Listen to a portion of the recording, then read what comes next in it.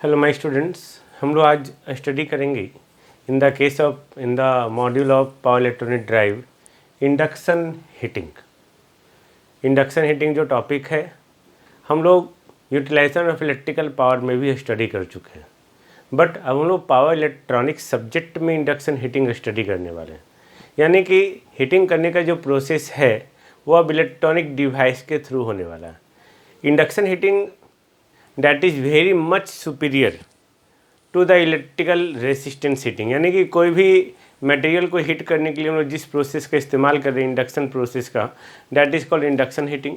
आपने utilisation of electrical power में आगे पढ़ा हो इलेक्ट्रिकल हीटिंग के टॉपिक में, resistance heating, induction heating. Okay, तो द इलेक्ट्रिक हीटिंग हम लोग यहाँ पे इंडक्शन हीटिंग का बात करेंगे, that is very much superior to the electrical resistance heating. Okay, because जो रेट ऑफ हीट ट्रांसफ़र है in the case of induction heating that is much high as compare to the electrical resistance heating. Okay, यही कारण है कि हम लोग maximum जगह induction heating का इस्तेमाल करते हैं। तो इंडक्शन हीटिंग आपका जैसा नाम है induction, then induction heating is based on the Faraday's law of electromagnetic induction, based on the principle of transformer action. Okay, यानी कि it uses the phenomenon of Faraday's law of electromagnetic induction. तो Faraday's law of electromagnetic induction है क्या? All of you know, according to the principle of Faraday's law of electromagnetic induction, when an alternating current flows through a coil, okay, then तब क्या होगा, N alternating magnetic flux is produced.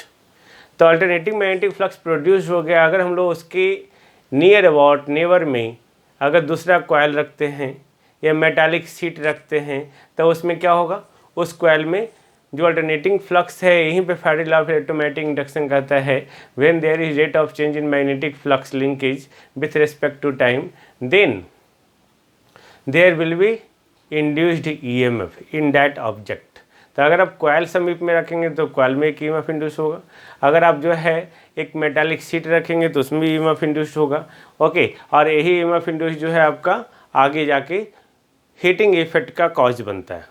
अब इन the case of metallic sheet induced EMF के कारण क्या होगा, okay, उसमें ED current loss होगा। ओके, तो ईडी करंट लॉस होगा, उसमें मतलब ईडी करंट फ्लो करेगा पहले, ईडी करंट के कारण उसमें ईडी करंट लॉसेस होगा। और चूँकि मेटालिक शीट में वहाँ पे मैग्नेटिक प्रॉपर्टी आएगा, मैग्नेटिक प्रॉपर्टी होगा तो वहाँ पे क्या होगा, हिस्टेरेसिस लॉस भी होगा। यानी कि उस मेटालिक शीट में उस इंड्यूस्ड ईएमएफ के होने के कारण या अल्टरनेटिंग फ्लक्स होने के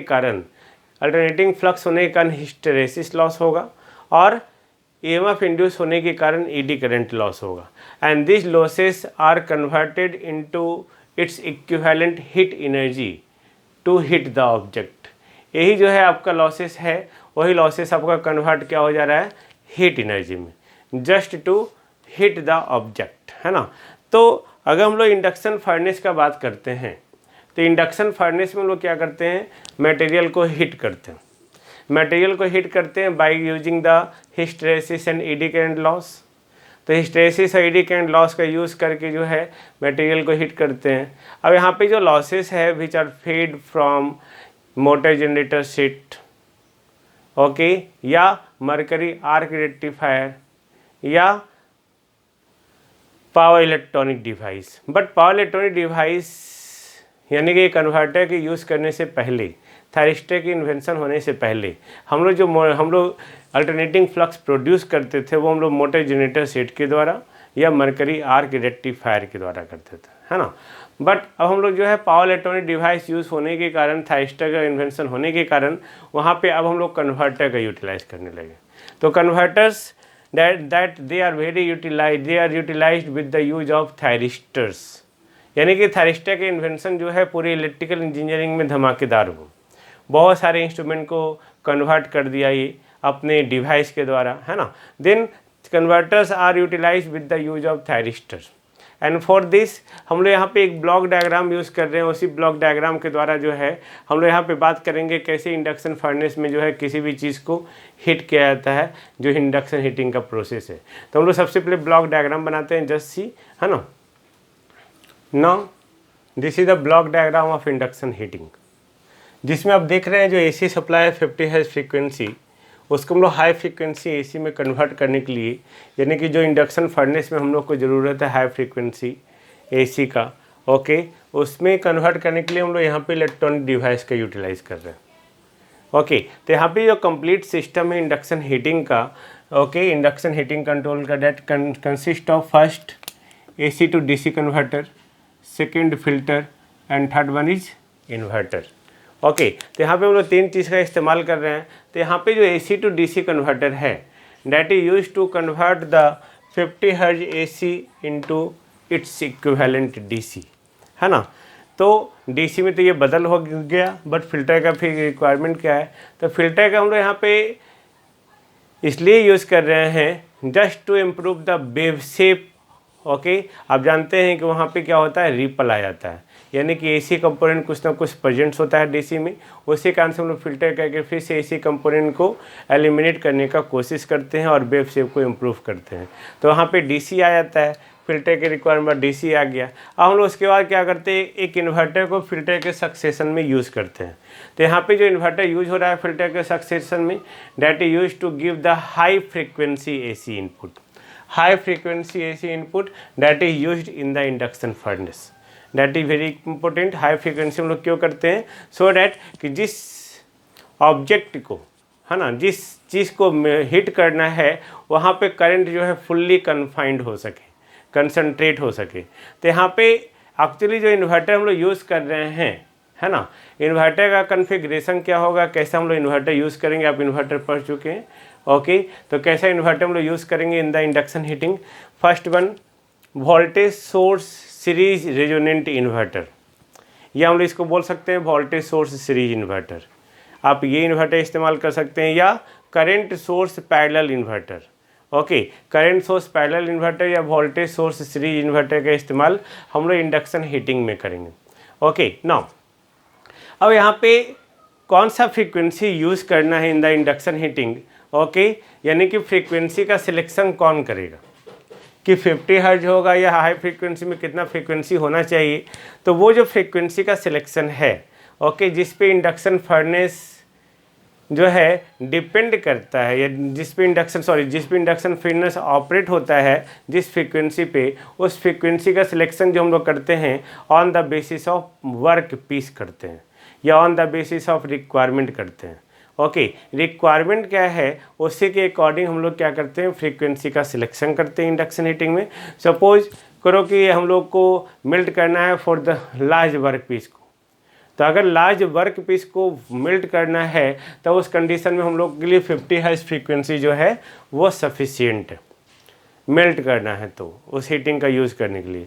ओके, बट अगर हम लोग फोर्जिंग करना है, FORGING फोर्जिंग करना है, सोल्डरिंग करना है, हार्डनिंग करना है, एनिलिंग करना है, तब कहीं जाके हाई फ्रीक्वेंसी, वो भी फ्यू किलो हर्ट्ज का, है ना, कुछ किलो हर्ट्ज फ्रीक्वेंसी का हम लोग यहाँ पे इस्तेमाल करते हैं, सो डैट कि करंट जो हो वहाँ पे कन्फाइंड हो जाए सिर्फ सरफेस में, सरफेस के अंदर करंट ना जा सके। तो इससे एक कंक्लूजन ये भी निकलता है कि अगर हम लोग फ्रीक्वेंसी, जितना ज़्यादा फ्रीक्वेंसी का करंट इस्तेमाल करेंगे वो, यानी कि वो सरफेस के अंदर उतना ज़्यादा करंट नहीं जाएगा, वो सिर्फ सरफेस पे ही रह जाएगा। ओके, तो सरफेस पे ही करंट होगा तो सरफेस पे ही हीटिंग इफेक्ट आएगा। ओके, तो हम लोग को सोल्डरिंग करने में, एनिलिंग करने में, हार्डनिंग करने में हम लोग को सरफेस पे हीटिंग इफेक्ट देना होता है। तो ये सब हम लोग यूटिलाइजेशन में भी स्टडी कर चुके हैं। ओके, नाउ अब यहाँ पे जो ईडी करंट लॉस आएगा फ्रीक्वेंसी के चलते, उस ईडी करंट लॉस का मैग्नीट्यूड जो है, तो यहाँ पे जो ईडी करंट लॉस का, ईडी करंट का मैग्नीट्यूड है वो कुछ फैक्टर पे डिपेंड करता है। पहला, it depends upon the magnitude of primary and secondary current, यानी कि जिस कॉइल में, जिसके थ्रू करंट फ्लो कर रहा है, जिसके द्वारा मैग्नेटिक फ्लक्स प्रोड्यूस हो रहा है अल्टरनेटिंग, वो प्राइमरी, और जिस मेटालिक शीट में करंट फ्लो कर रहा है वो सेकेंडरी। तो उसके मैग्नीट्यूड पे भी डिपेंड करेगा कि ईडी करंट का मैग्नीट्यूड क्या होगा, पहला। दूसरा, कि जो दोनों शीट है प्राइमरी और सेकेंडरी, वो कितना ज़्यादा कपल्ड है उसके कोफिशिएंट पे, कोफिशिएंट ऑफ मैग्नेटिक कपलिंग पे डिपेंड करे, यानी कि के, उस पर ही डिपेंड करेगा कि ईडी करंट का मैग्नीट्यूड कितना होगा।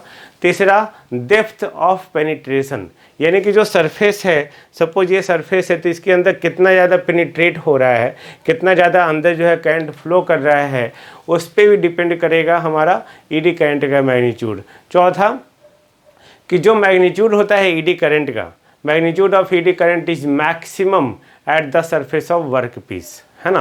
एंड जैसे जैसे हम लोग अंदर की ओर जाएंगे, सरफेस से अंदर जाएंगे, वैसे वैसे एक्सपोनेंशियली क्या होगा, वो डिक्रीज करेगा। सरफेस से एक्स डिस्टेंस अगर हम लोग मान लेते हैं तो वैसे वैसे जो एक्सपोनेंशियली डिक्रीज करता है। तो अगर हम लोग मैग्नीट्यूड देखना चाहें कि magnitude of eddy current at distance x from the surface, then that is given by the equation. तो वो इक्वेशन क्या है, I x equal to I naught, जहाँ पे आपका आई नॉट जो है that is the maximum eddy current at the surface, है ना। I naught e to the power minus x by delta exponentially, where x is the distance from the surface and delta is the depth of penetration। तो ये formula आप याद रखेंगे, है ना। This is the magnitude of eddy current, जहाँ पे आपका आई नॉट जो है eddy current at the surface है, maximum eddy current, x is the distance measured from the surface, delta is the depth of penetration. अगर हम लोग इस डेल्टा का वैल्यू निकालना चाहें, डेल्टा यानी कि डेप्थ ऑफ पेनिट्रेशन का, then delta equal to given by k under root rho by f, जहाँ पे के जो है मटेरियल पे डिपेंड करेगा, डैट इज कांस्टेंट, एफ जो है फ्रीक्वेंसी है, फ्रीक्वेंसी इन हर्ट्ज, और रो जो है रेसिस्टिविटी है ऑफ द वर्क पीस। यानी कि आपका ये जो आपका फार्मूला है, फ्रीक्वेंसी अगर बढ़ेगा तो डेप्थ ऑफ पेनिट्रेशन घटेगा, और ओके डेप्थ ऑफ पेनिट्रेशन घटेगा, उसके अकॉर्डिंग ईडी करंट का वैल्यू होगा। तो ये हमारा था इंडक्शन हीटिंग। अब हम लोग देखते हैं डाइलेक्ट्रिक हीटिंग क्या होता है ना। डाइलेक्ट्रिक हीटिंग जस्ट सी, या हम लोग डाइलेक्ट्रिक हीटिंग हम लोग नेक्स्ट वीडियो में भी बात कर सकते हैं। तो नेक्स्ट वीडियो में मिलते हैं डाइलेक्ट्रिक हीटिंग के साथ। Okay, thank you.